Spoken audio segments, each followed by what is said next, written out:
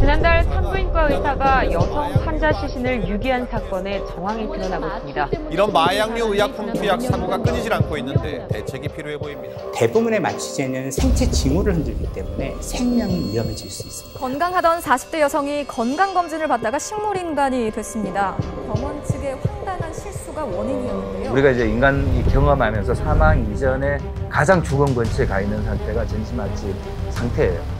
그리고 수면 마취 중에 언제든지 그 상태로 가게 되는 거고. 그 약은 들어가는 순간 숨이 멈춰서 사람이 5분 이내로 사망 또는 뇌 손상을 입게 됩니다. 지난 1월 홍콩의 한 재벌 3세가 강남에서 성형수술을 받다가 자신의 병원에서 프로포폴을 맞은 여성이 숨지자 시신을 바다에 유기한 의사가 붙잡혔습니다. 이 의사는 수사에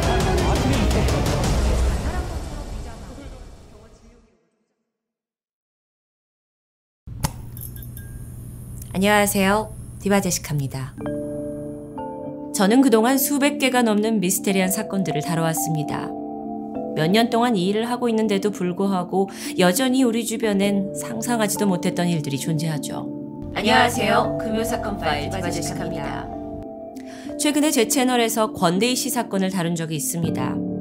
수술 중 마취되어 있는 환자를 조롱하고 방치하다가 결국 한 청년이 죽음에 이르게 된 사건이었죠. 이 사건 자체도 너무 황당했지만 사실 조사하면서 더 놀란 게 있습니다. 병원에서 마취 도중 발생한 사건 사고가 여러 번 있었다는 거죠. 검색창에 마취 사망이라고만 쳤는데 엄청나게 많은 사건 사고가 보여집니다. 사람을 고통 없이 치료하기 위해 만들어진 마취제. 왜 이 마취제가 오히려 누군가를 죽음으로 몰아넣는 걸까요? 그리고 이런 일은 왜 계속 반복되는 걸까요? 2012년 한 사건을 통해 그 실마리를 찾을 수 있었습니다.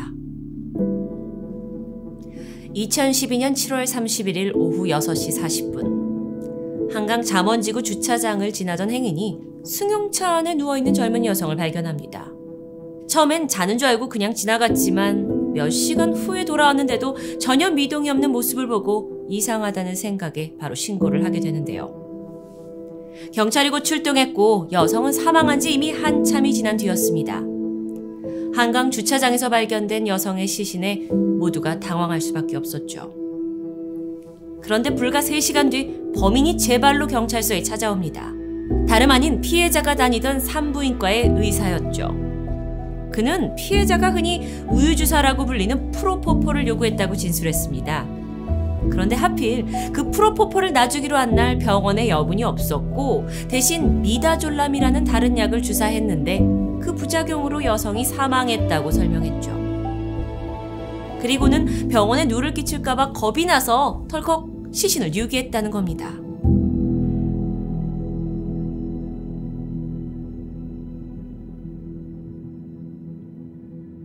프로포폴은 많이들 들어보셨을 텐데요. 흔히 우유주사라고 하죠. 짧은 시간 동안 깊은 숙면을 취할 것 같은 효능이 있어서 바쁜 일정에 쫓기거나 불면증에 시달리는 유명인들이 종종 사용한다는 얘기가 있습니다. 마이클 잭슨도 이 프로포폴의 부작용으로 사망했다고 하죠.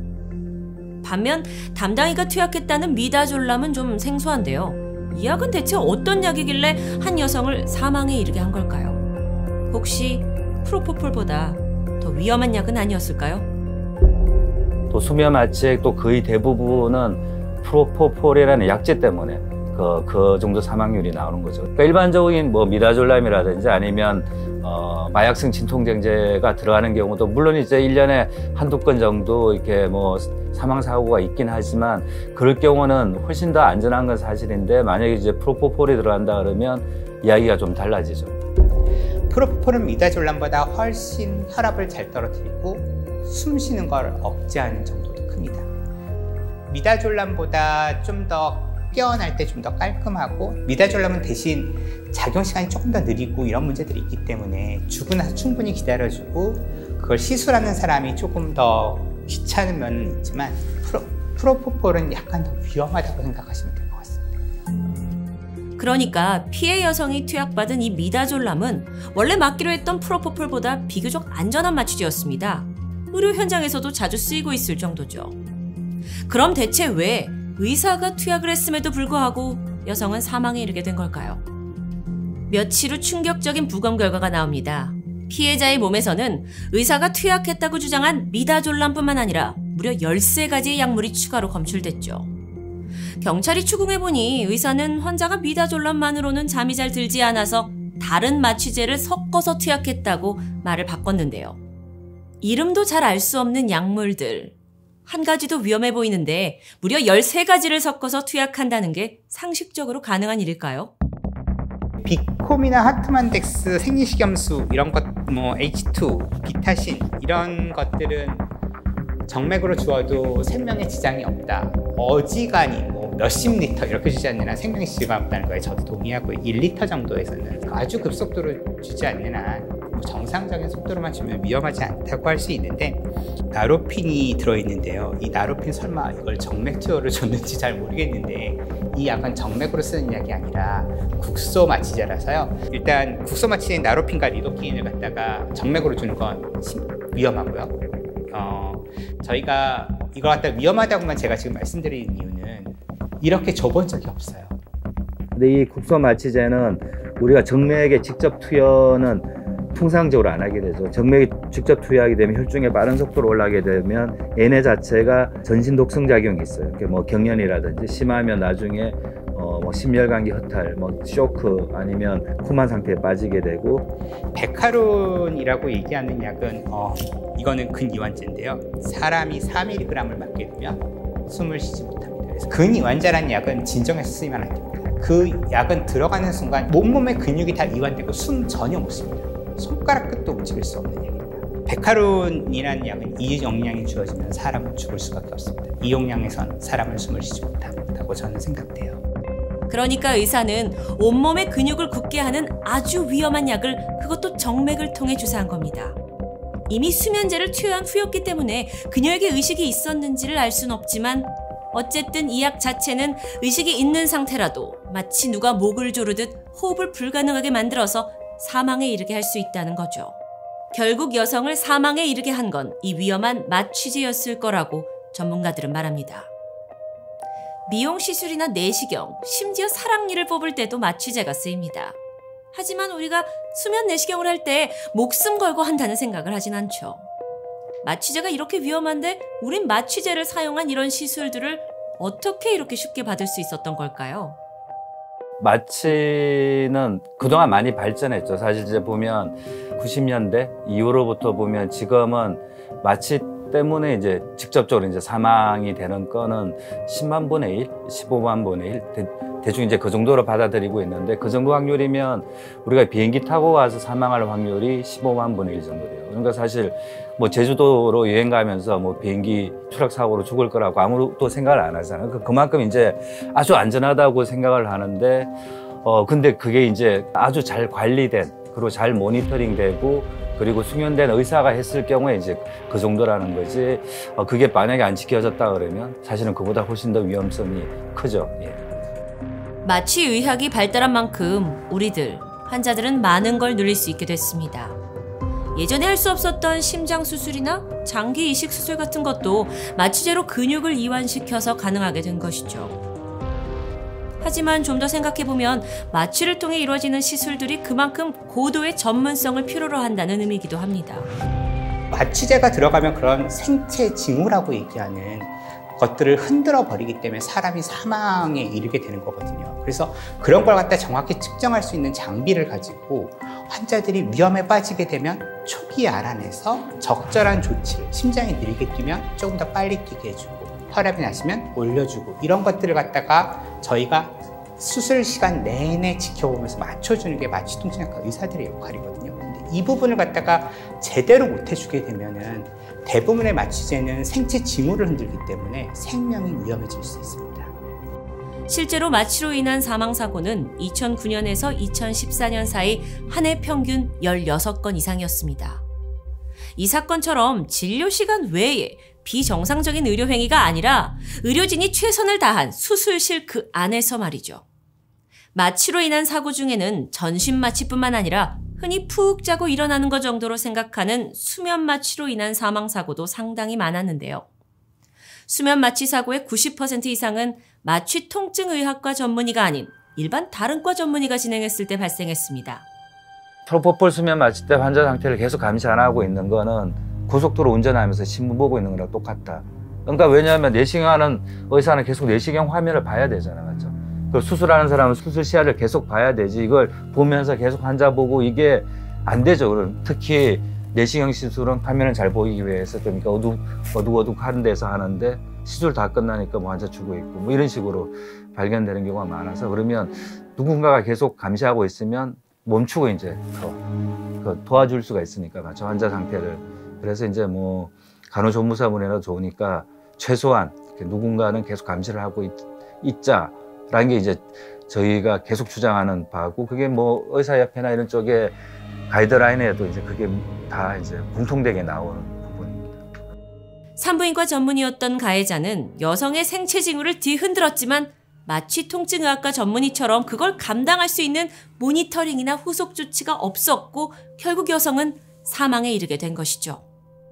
되게 또 유명한 사건이 있어요. 의사 선생님 두 분이 고속도로 인터체인지 빠지는 쪽에서 두 분이 이제 의문사를 한 케이스가 있었거든요. 이게 뭔가 싶어서 이제 나중에 국가수에서 부검을 해보니까 근육이완제가 들어갔는데 심지어 의사인데도 이분들이 골프 치러 가기 전에 근육이완제를 주사 맞으면 몸이 좀 풀리니까 힘이 빠지면 골프를 잘 친다고 생각을 하시고 그 약제를 투여를 했어요. 이렇게 스스로. 이제 모든 과 전문과의 약을 다 알 수는 없는 거잖아요, 맞죠? 그래서 그 약을 잘 모르면 처방을 안 했어야 되는데. 그리고 의사로서 제가 제일 중요시 여기는 것 중에 하나는 히포크라테스 선서에도 나오지만 그 환자에게 내가 모르는 약을 투여해서는 안 된다고 생각합니다.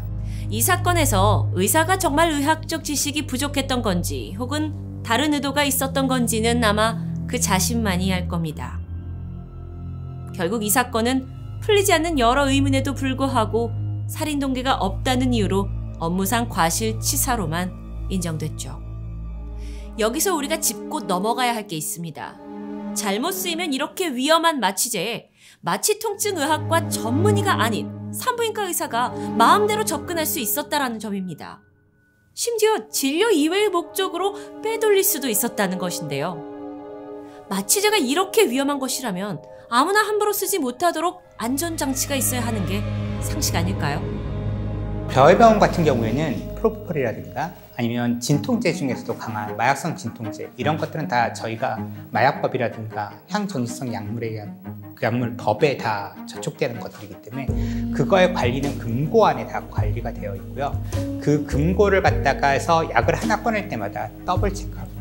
약을 갖다 받은 사람, 가져간 사람 모두 사인을 하고 그거 갖다 다 쓰고 나면은 그 앰플의 깍지를 전부 다 수거하고 남은 잔량이 있으면 가져가지 못하도록 시린지에 그러니까 주사기에 재진 상태로 전량 반납해서 그걸 갖다 약사가 확인하고 폐기합니다. 그런 시스템을 갖추어야 된다고 생각합니다. 그리고 물론 악의적인 목적으로 약을 빼돌리려고 하면은 방법은 어떻게든 마련을 하겠죠. 하지만 그 방법이 쉽지 않다라는 거. 그리고 마약이 들어있거나 지금 말씀하신 프로포폴 같은 약들이 들어있는 금고 앞에는 CCTV가 항상 설치되어 있어서 그걸 갖다 가져나가거나 이러는 걸 갖다가 꺼릴 수 있도록 그런 시스템을 잘 갖춰야 된다고 생각합니다. 하지만 고작 1년 전인 2020년 4월에도 병원에서 빼돌린 마취제 프로포폴로 사람이 사망하는 일이 있었습니다. 한 성형외과 원장이 병원에서 무단으로 가져온 프로포폴을 연인에게 투약한 후 자리를 비웠는데 잠시 후 연인이 전화를 걸어서 투약 속도를 올려도 되냐고 물었죠. 원장은 안 된다고만 했을 뿐 다른 조치를 취하지 않습니다. 결국 투약 속도를 높인 연인은 사망하게 되죠. 프로포폴은 수면 마취제라서 안전하다고 생각했을지도 모르지만 어느 정도 이상 투약하게 되면 전신 마취가 되기 때문에 치명적일 수 있다는 걸 이 성형외과 의사도 몰랐던 걸까요?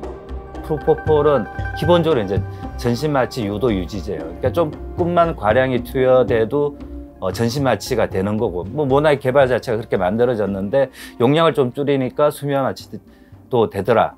그 바꿔 말하면 이제 용량만 조금 많으면 그냥 전신 마취가 되고, 전신 마취 때 필요한 기도 유지를 해야 되고, 뭐 마취과 전문의가 환자를 계속 봐야 되고.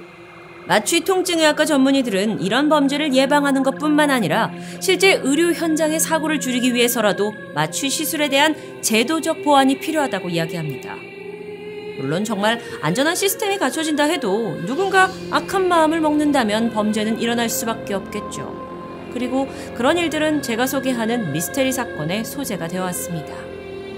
비슷한 패턴으로 반복되는 사고를 과연 미스테리라고 부를 수 있을까요? 약을 사용하는 사람은 누구나 제대로 된 교육을 받아야 했다면 이 위험한 약품을 쉽게 빼낼 수 없는 시스템이 갖춰져 있었다면 일어나지 않았을 일은 아니었을까요?